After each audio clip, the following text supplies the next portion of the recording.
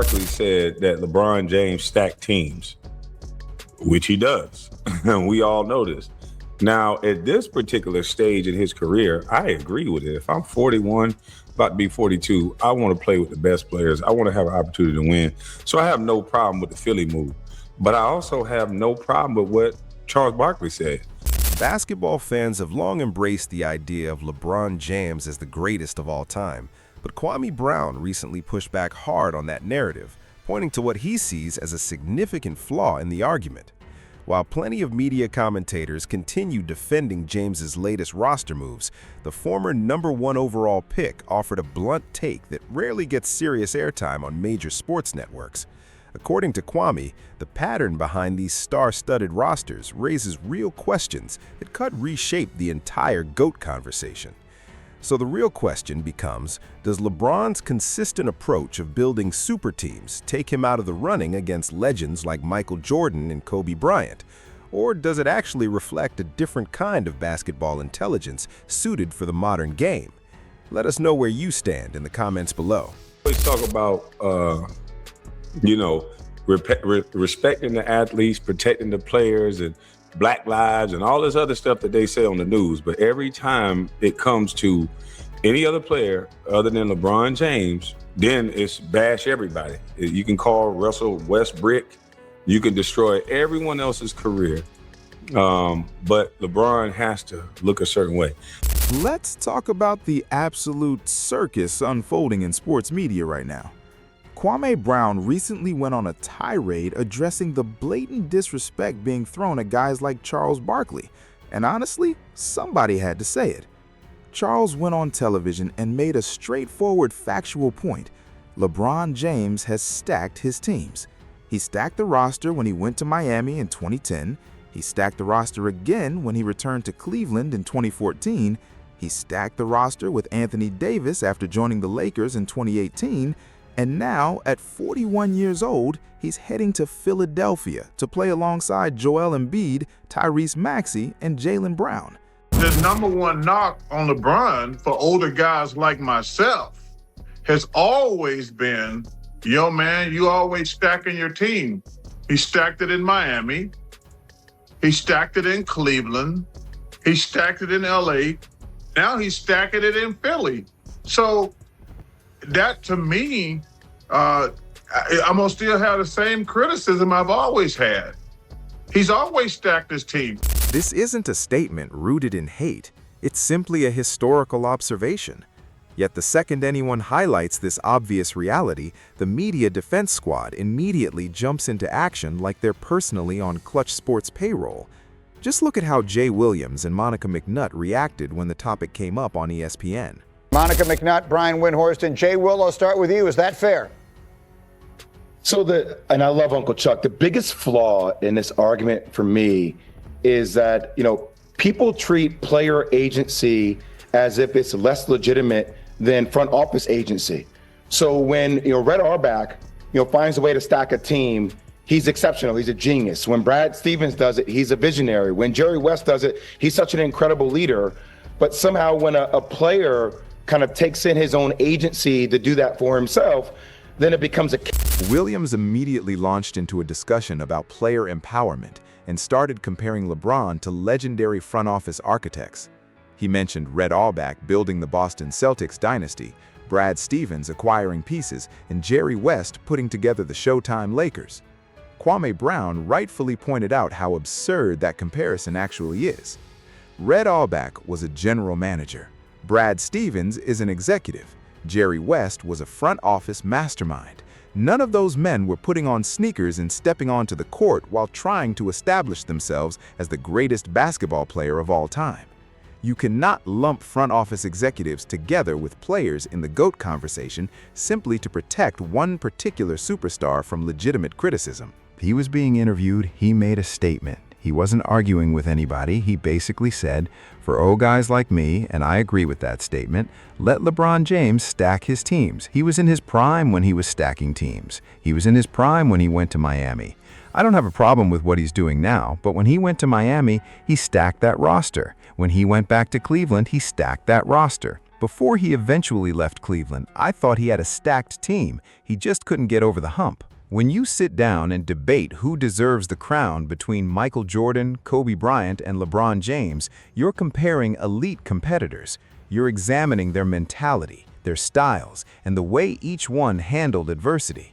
Jordan and Kobe didn't make it their mission to find their biggest rivals in their primes and join forces with them.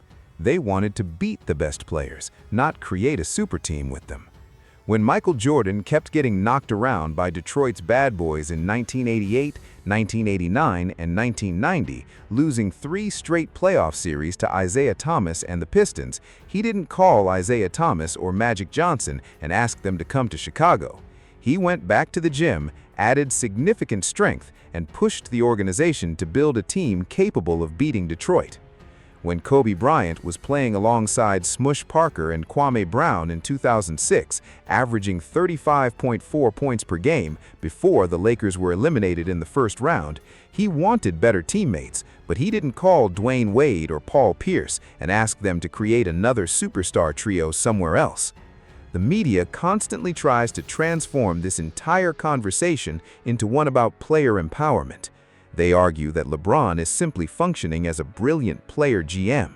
But let's examine what tends to happen to everyone around him whenever that supposed genius takes over.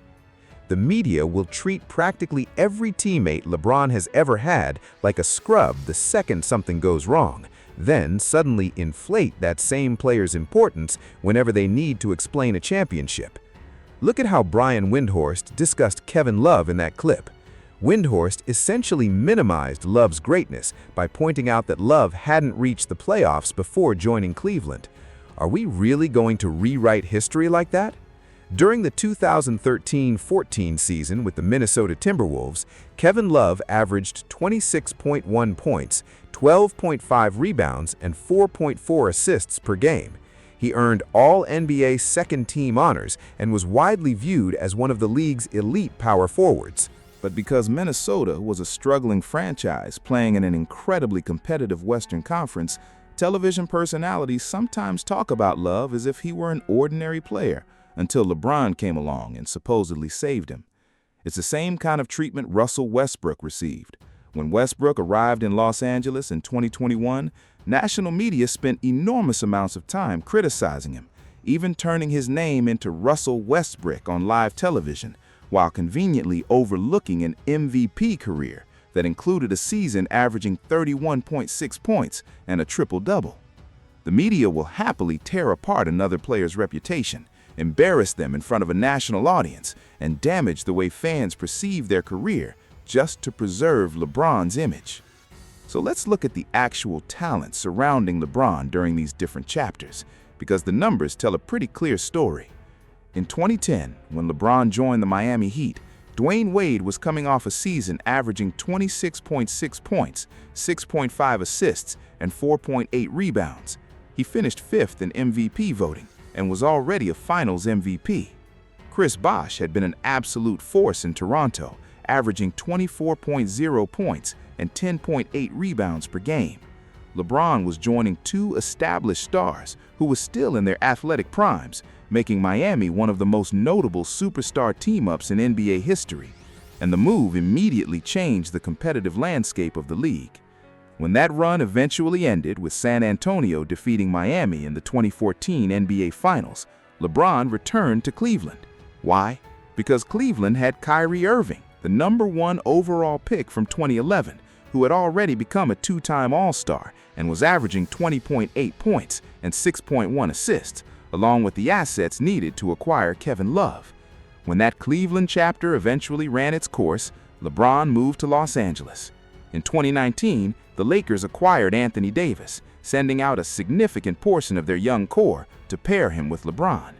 Davis was a first-team All-NBA caliber player, averaging 25.9 points, 12.0 rebounds, and 2.4 blocks per game. And now, at 41 years old, entering the 2026-27 season, LeBron has landed in Philadelphia. He joins Joel Embiid, a former MVP, Tyrese Maxey, an established All-Star and All-NBA caliber guard, and Jaylen Brown, the 2024 Finals MVP, who is now also part of Philadelphia's star-studded core. The Sixers' current starting group is officially built around LeBron, Embiid, Maxey, and Brown. Nobody is arguing that a 41-year-old player shouldn't look for the best possible situation to win another championship. Kwame Brown made that point very clearly. If you're over 40 and trying to compete for another ring, wanting to surround yourself with elite talent is completely understandable. That's not really the issue with what LeBron is doing today. The bigger issue is that the media sometimes acts like older fans are imagining the larger pattern, as though roster control and elite talent accumulation haven't been a recurring part of LeBron's career for years. Charles Barkley was speaking from the perspective of an older generation of Hall of Famers. Players like Sir Charles, Patrick Ewing, Reggie Miller, and John Stockton competed in an era where you entered the league, built a culture, developed chemistry, fought through brutal rivalries, and ultimately accepted whatever outcome came with that journey. Did that approach mean some legendary players finished their careers without championship rings? Absolutely. Charles Barkley never won one. Patrick Ewing never won one.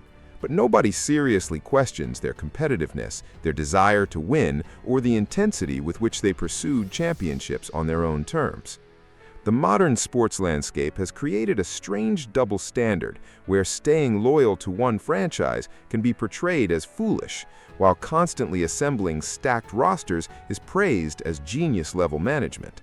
And according to Kwame Brown, that mentality has also changed the way fans connect with the league. Nationally televised basketball can feel less personal when superstar players regularly move from franchise to franchise whenever a roster needs to be rebuilt or retooled. Fans can struggle to develop the same attachment to teams when the identity of those teams changes every few seasons. Now, look at how the media keeps framing this never-ending argument.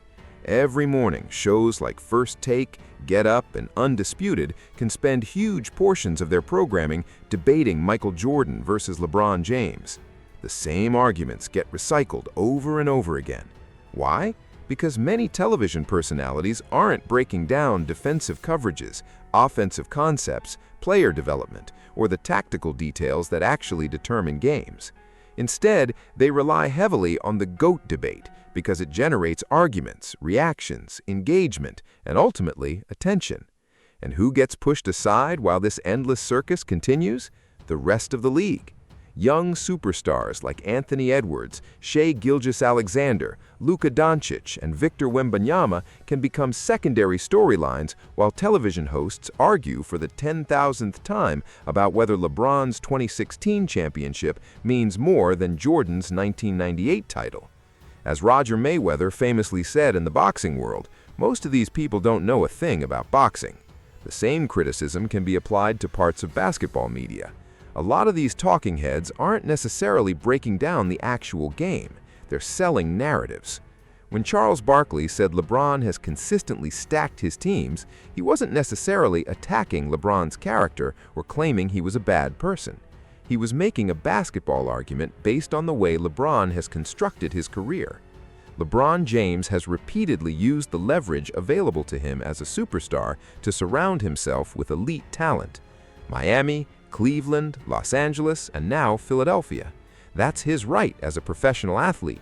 But you also can't choose that path for most of your career and then expect every fan and former player to judge your career through precisely the same competitive lens they use for Michael Jordan or Kobe Bryant. Kobe Bryant played through a dislocated finger, had it popped back into place, and returned to the game. His competitive mentality was extreme. Michael Jordan could take even the smallest perceived slight, turn it into motivation, and use it against his opponents.